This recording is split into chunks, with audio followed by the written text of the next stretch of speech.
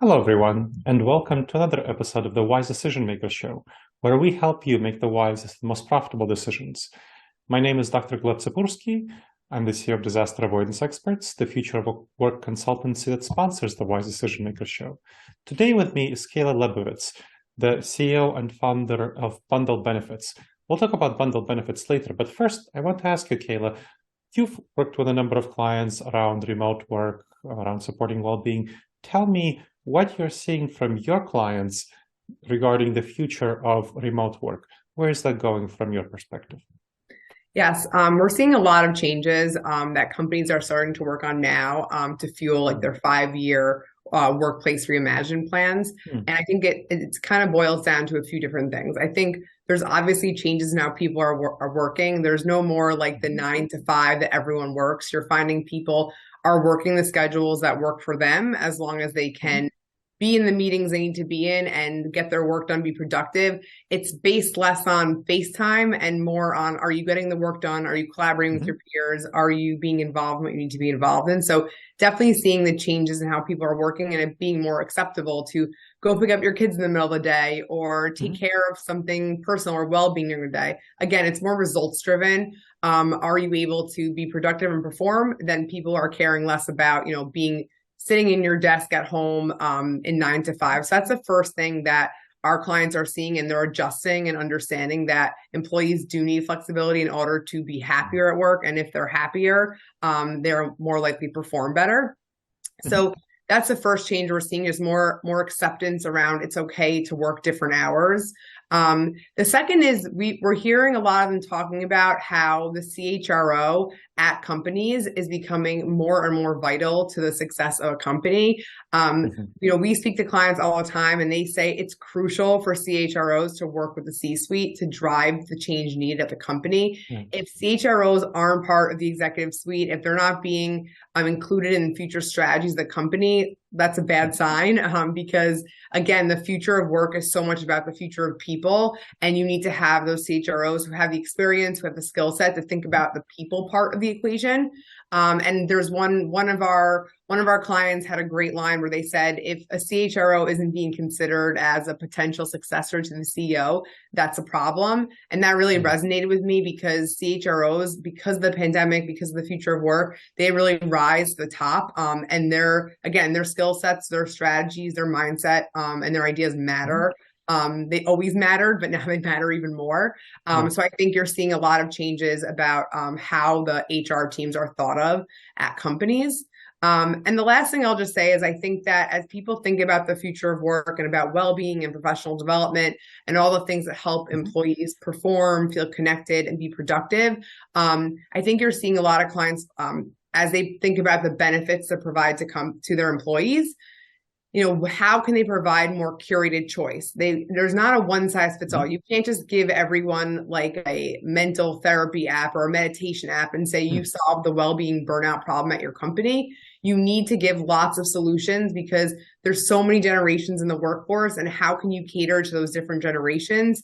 The answer is giving them choice, giving them personalized options. I'm not saying you have to give them a buffet of options, but more than just one solution for their well-being, for their professional development, because everyone, burns out and addresses their burnout differently. Everyone professionally develops differently. So I think having curated choice in ways you can support your employees is extremely important. Let's circle back to the second point you made about the CHRO. Now, I helped 21 companies transition to figuring out the permanent future work arrangements. And what I'm inevitably seeing when I'm going into a company and helping them out is that the CHRO tends to be at the forefront of thinking about the future of work. And they tend to be much more flexible and much more visionary about adopting remote work. And they see, okay, this is really what the talent needs. But when I look at other stakeholders, often other stakeholders in the C-suite tend to be somewhat more conservative, more traditionalist, and they are more reluctant to follow where the CHRO is leading. And that's not a typical dynamic. When you think about the dynamic, in the before times prior to the pandemic, the CHRO was not typically in the visionary position. And now the CHRO is in the visionary position, trying to push the whole organization forward, because right now the key differentiator is becoming not simply about the product or the ideas, but about the talent, the people And specifically, you can't manage talent in the same way that you did before, because if you try to use the same old techniques, given the situation with the pandemic, you're really going to hurt yourself a lot in terms of retention, well-being, productivity, performance, and so on, recruitment, of course. And so what are you seeing around CHROs as visionaries? It sounds like that's something that you're seeing a little bit as well from your perspective. Tell me a little bit more about that.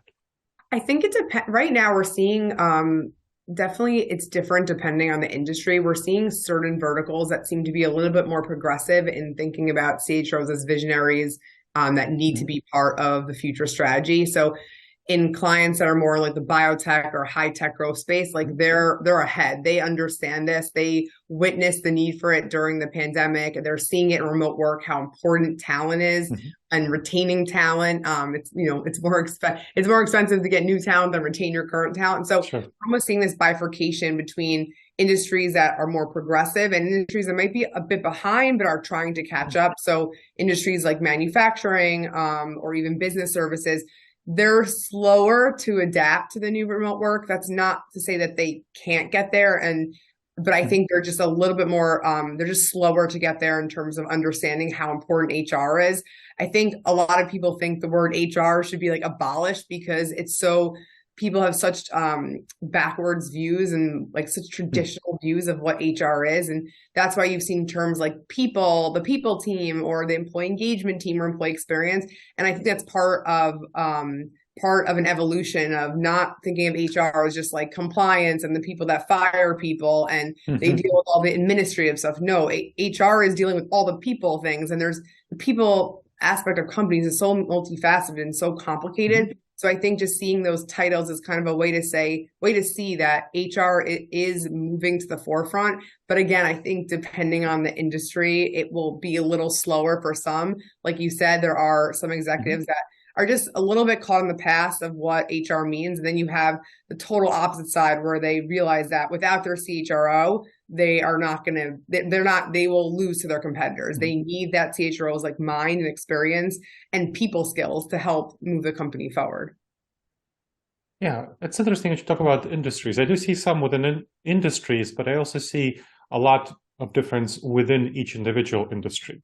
There are some companies, what I'm seeing is that there are many, many startups, more and more startups that are adopting more forward-looking progressive positions. And when I support startups making this transition, like a late-stage startup or something like that, they tell me that talent, they really realize the importance of talent to them. And because talent is so important, they don't have their systems and processes yet set up in such a way that, they can slot in somebody who's less talented and get the good outcomes. Whereas larger companies are in a situation where they have systems and processes and talent is somewhat less important to them. And so what I'm seeing is a little bit of a bifurcation by size. Where younger companies tend to be more talent driven, and they tend to focus more on this CHRO's visionary, adapting to the future of work, remote work. And larger companies tend to be somewhat less visionary. And again, not all large companies, but many. I mean, for example, Freon is a very large and traditional company, which has a very progressive orientation toward the future of work, and some other companies like that. Yeah, Amazon. I would agree with that because I think with size, like at smaller companies, you're not just a number versus at bigger companies, again, not all of them, but at a lot of them, you're just a number. And I think when you cross that threshold of being just a number is when you have to put even more emphasis on retaining your people and not thinking of them as just a number. So that's probably why I would think smaller companies realize how important talent is. And like you said, they don't have the systems to easily replace people or the budget to replace people so easily. So I would agree with that as well. Now, I want to go back to your third point about well-being. So let's talk a little bit more about that, supporting the well-being of remote workers. Now, there's a lot of discussions about burnout, hybrid work, remote work, what's happening. A lot of leaders have the misconception that remote workers are more likely to burn out than in-office workers. But that's not all what the studies show. The study research pretty clearly shows that in-office workers doing the same tasks are more likely to burn out compared to workers who work some or full-time remotely. Do you know anything about why leaders have these misconceptions in their heads? I think that My like initial reaction is I think that people who work remote are in some ways expected to be on all the time. So when you're in office, you technically you leave and people think like you stop working, but that's not true anymore. I think that people Sure. are working when they get home, they're not turning off. But I think when you're working remotely, you're almost expected to be on all the time, or there's an assumption that, oh, if you're going to do something personal during the day, you're going to be on later. So they think that because of that, people are burning out quicker at home because they're expected to be on. But people in the office, I just think, have different stressors, right? There's a Yeah. stressor of FaceTime, there's a stressor of commuting and not having as much time to do other things in your life. There's stressors of, wait, I'm going home and my remote colleague is still on. Should I be on? So I think now one is more burnt out than the other. I just think different aspects of work are burning them out. And I think unfortunately you're going to see this almost jealousy of how people are working. Those who work hybrid or in office are jealous of remote, and those are remote are there's like jealousy for lack of a better word, because there's pros and cons of both. But I think generally the burnout, there's burnout in both. It's just different. But I think for some reason, people are focusing a bit more on the remote because it's what everyone's focused on in the media and the trends and everything, remote work, hybrid work. But like they're almost forgetting like in office is stressful too. Like we all used to work in office, or a lot of us did, and there's just different stressors that lead to burnout. So Yeah, there's definitely, I mean, when you look at surveys, when you look at research, peer-reviewed research of all sorts, you can pretty clearly see that people doing the same job, same role, are more burned out when they go to the office because of the commute, because of FaceTime, like you said. So yes, there's definitely clearly more burnout. I think it is a misconception on the part of leaders that remote workers are more burned out. And the remote workers don't have to suffer for the 2 hours of the commute. exactly, That's definitely exactly. good.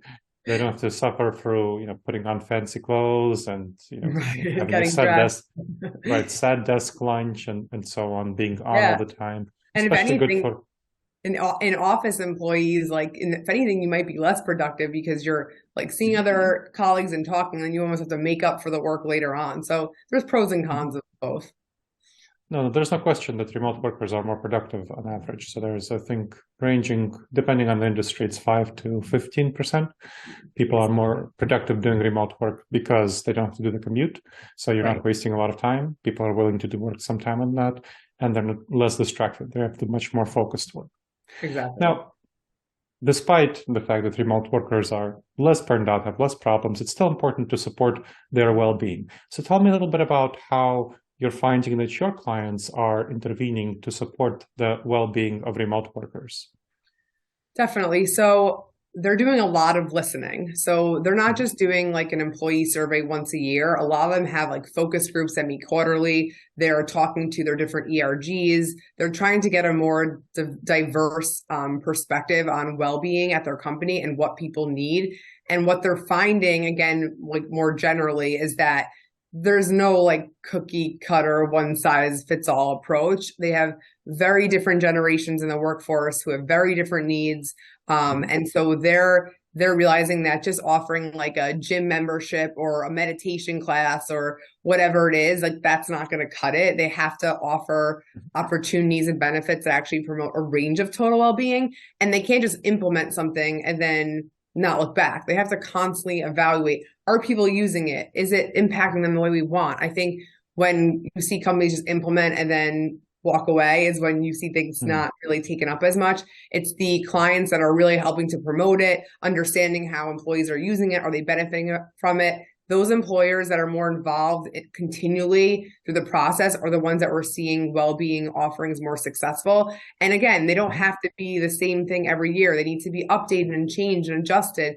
And I think just doing one employee survey or employee engagement survey year is not enough. We're seeing a lot more like quarterly or even monthly. How are you feeling? How are you doing? What could help you what could help you perform better? What could help you feel like more well at work? And not just about the individual. What about your team? How's your team doing? How are they working together? Do you see other people burnt out? Is everyone pitching in? So there's a lot of focus on not just individual well-being, but also team well-being. And that team well-being has been a trend that we've seen at least in the last 6 months, where there's just as much a focus on team wellness as there is on individual wellness.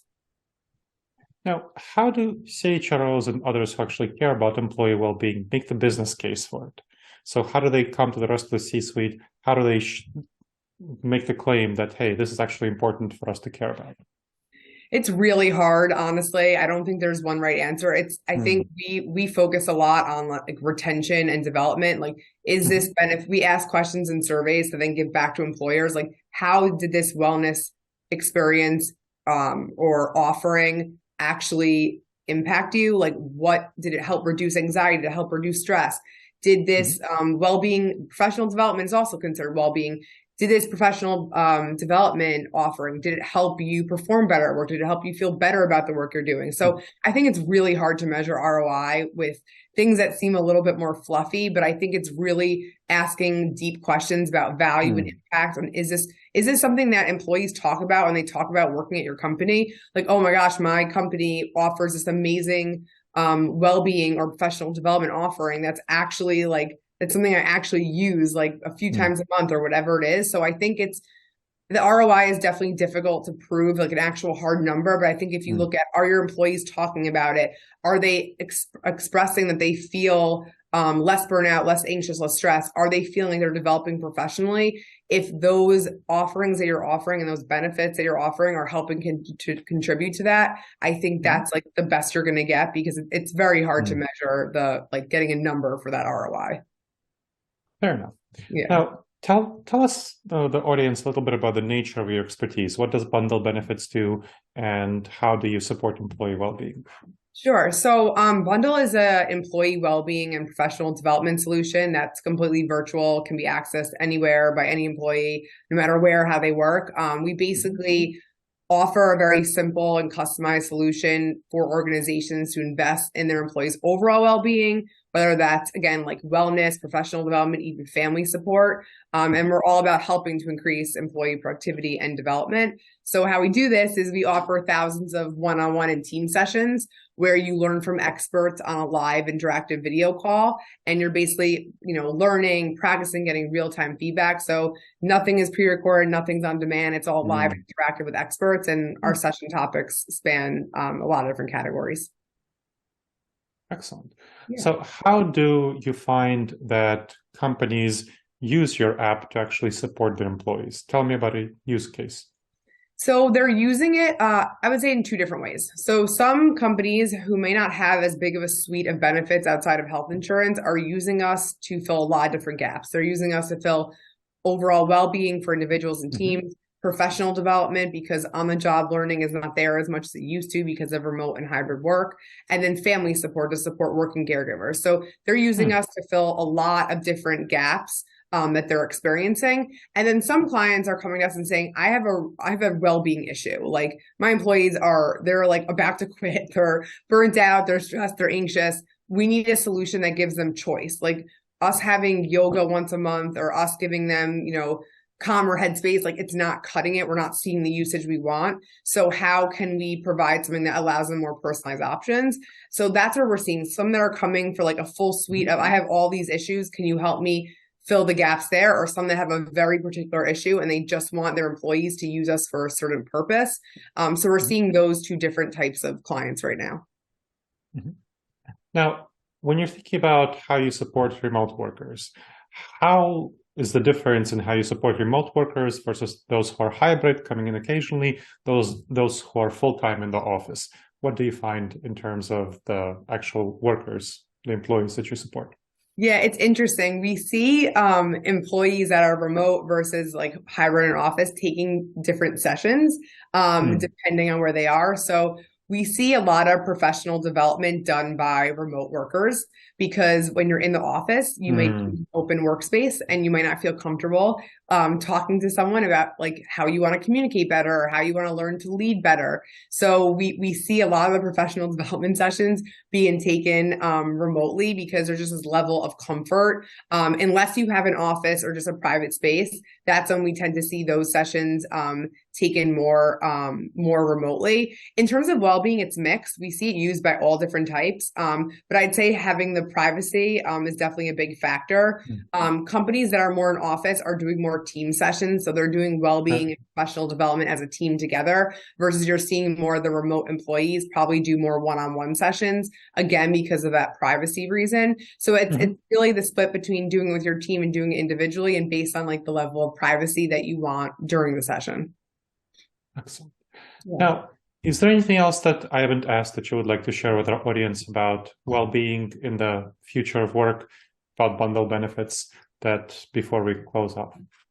Yeah, no, I just say that I think we're in a really interesting time. I think now that we're moving post-pandemic, there's so much opportunity. I think the pandemic was a catalyst for a lot of things that would have probably happened a lot slower than they did. So I think the next like 5 to 10 years are very exciting. I think that there's going to be lots of interesting, not only companies offering different offerings, but also clients doing really interesting things like bringing the CHRO to the C-suite or providing more flexibility. But I think that we still have a lot to learn. I think a lot of it's not determined. So I think it's a really exciting time and there's a ton of opportunities for employers to work with employees to help them be more productive and well at work. So I think it's a very exciting time right now. Excellent. Well, thank you very much for sharing this with our audience, Kayla. Yes, thank you for having me. I appreciate it. You're welcome. And thank you to the audience for checking us out.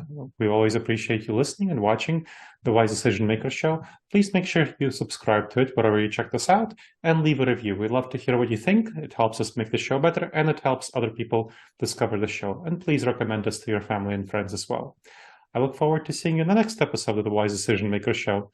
In the meantime, the wisest and most profitable decisions to you, my friends.